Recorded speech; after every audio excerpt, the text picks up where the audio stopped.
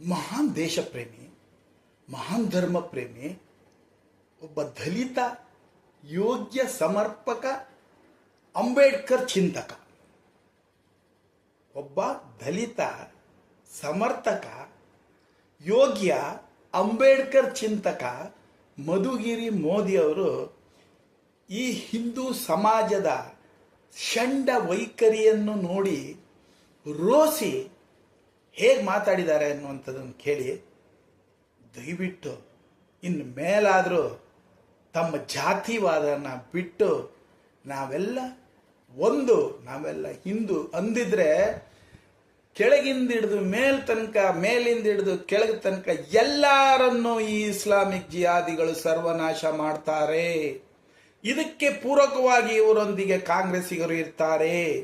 ನೀವು ಕಾಂಗ್ರೆಸ್ಸಿಗೆ ಓಟ್ ಹಾಕಿ ನಿಮ್ಮ ಮನೆಗೆ ನೀವೇ ದುಷ್ಟರನ್ನ, ನಿಮ್ಮ ಮನೆಗೆ ನೀವೇ ಬಾಂಬಿಕ್ಕರ್ನ, ನಿಮ್ಮ ಮನೆಗೆ ನೀವೇ ಮನೆ ನುಗ್ಗರನ್ನ ಬರಮಾಡಿಸ್ಕೊಳ್ಳೋದಕ್ಕೆ ಅವಕಾಶ ಕೊಡದೇ ಇರಲಿ ಅನ್ನೋದಕ್ಕೆ ನಾವು ಇವತ್ತು ಬಾಯಿ ಬಿಡ್ಕೋತಾ ಇದ್ದೀವಿ ಅನ್ನುವಂಥದ್ದನ್ನ ಹೇಳ್ತಾ ಈ ವಿಡಿಯೋ ತೋರಿಸ್ತಾ ಇದ್ದೀನಿ.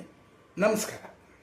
5 ವರ್ಷಗಳಿಂದ ವಕ್ಫ್ ಬೋರ್ಡ್ ವಿಚಾರವಾಗಿ, ಪ್ಲೇಸಸ್ ಆಫ್ ವರ್ಷಿಪ್ ಆಕ್ಟ್ ವಿಚಾರವಾಗಿ, ಈ national commission for minorities act ವಿಚಾರವಾಗಿ ವಿಡಿಯೋಗಳನ್ನು ಮಾಡಿದೆ, ದೇಶಾದ್ಯಂತ ಅಭಿಯಾನಗಳನ್ನು ಮಾಡಿದೆ.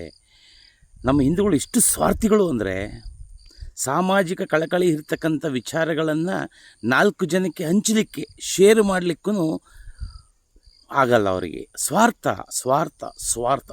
ನಿಮ್ಮ ಜನ್ಮಕ್ಕೆ ಎಲ್ಲರೂ ಸರ್ವನಾಶ ಆಗೋಗ್ತೀರ ನೋಡಿ. ಏಕೆಂದರೆ ಬೆಂಗಳೂರಿಂದ ಹಿಡಿದು ಇಡೀ ರಾಜ್ಯದ ಮೂಲೆ ಮೂಲೆಗಳಲ್ಲೂ ಹುಕ್ಕೆಂಬ ರಾಕ್ಷಸ ಆಕ್ರಮಿಸ್ತಾ ಇದ್ದಾನೆ. ಎಲ್ಲ ಹಿಂದೂಗಳ ಆಸ್ತಿಯನ್ನು ಆಕ್ರಮಿಸ್ತಾರೆ, ಕಬಳಿಸ್ತಾ ಇದ್ದಾರೆ ಈಗ ಆಲ್ರೆಡಿನ. ಎಚ್ಚೆತ್ಕೊಳ್ಳಿ, ಒಂದಾಗಿ ರಾಷ್ಟ್ರಮಟ್ಟದ ದೊಡ್ಡ ಆಂದೋಲನಗಳಾಗಬೇಕು.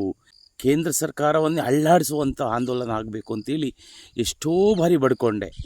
ಒಬ್ಬರು ಸಪೋರ್ಟ್ ಕೊಡೋರೇ ಇಲ್ಲ ಅಂದರೆ ಇನ್ನು ರಸ್ತೆಗೆ ಬಂದು ಹೋರಾಟ ಮಾಡ್ತಾರಾ? ಅವನ ಮನೆ ತಾನೇ ಹೋಗಿರೋದು, ಅವನು ಒಳ್ಳೆ ತಾನೇ ಹೋಗಿರೋದು, ನಂದೇನು ಹೋಗಿಲ್ವಲ್ಲ. ಅವನ ಹೆಂಡ್ತಿ ತಾನೇ ಅತ್ಯಾಚಾರ ಇರೋದು, ನನ್ನ ಹೆಂಡ್ತಿ ಏನು ಮಾಡಿಲ್ವಲ್ಲ. ಅವ್ನು ಮೆರಿತಿದ್ದ, ಅವ್ನಿಗೆ ಆಗಬೇಕಾಗಿತ್ತು.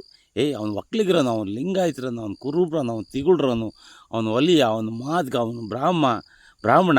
ಅವ್ರ ಆಸ್ತಿ ಹೋಗಿತಾನೆ, ನನ್ನ ಆಸ್ತಿ ಹೋಗಿಲ್ಲ. ನನ್ನ ಆಸ್ತಿ ಹೋದಾಗ ಮಾತ್ರ ನಾನು ಭಯ ಪಡ್ಕೊಳ್ತೀನಿ, ಯಾರೂ ಬರಲ್ಲ ಕೇಳಿ. ನಾನು ಇನ್ನೊಬ್ರ ಜೊತೆಗೆ ಹೋದಿರ್ತಾನೆ, ಇನ್ನೊಬ್ರ ಕಷ್ಟಕ್ಕೆ ನಾನು ಹೋದಿರ್ತಾನೆ, ಅವರು ಬರೋದು. ಅಂದರೆ ಹಿಂದೂಗಳು ಸಂಪೂರ್ಣವಾಗಿ ಬೇರೆ ಬೇರೆ ವಿಚಾರಗಳಲ್ಲಿ ವಿಂಗಡಿಸಿ ಹೋಗಿದ್ದಾರೆ. ಜಾತಿಯಲ್ಲಿ ವಿಂಗಡಣೆ ಆಗಿದ್ದಾರೆ, ಸ್ವಾರ್ಥದಿಂದ ವಿಂಗಡಣೆ ಆಗಿದ್ದಾರೆ, ದ್ವೇಷದಿಂದ ವಿಂಗಡಣೆ ಆಗಿದ್ದಾರೆ, ಜಿಗುಪ್ಸೆಯಿಂದ ವಿಂಗಡಣೆ ಆಗಿದ್ದಾರೆ. ಇನ್ನೂ ವಿಂಗಡಣೆ ಆಗ್ತಲೇ ಇದ್ದಾರೆ, ಇನ್ನೂ ಒಗ್ಗೂಡ್ತಾ ಇಲ್ಲ.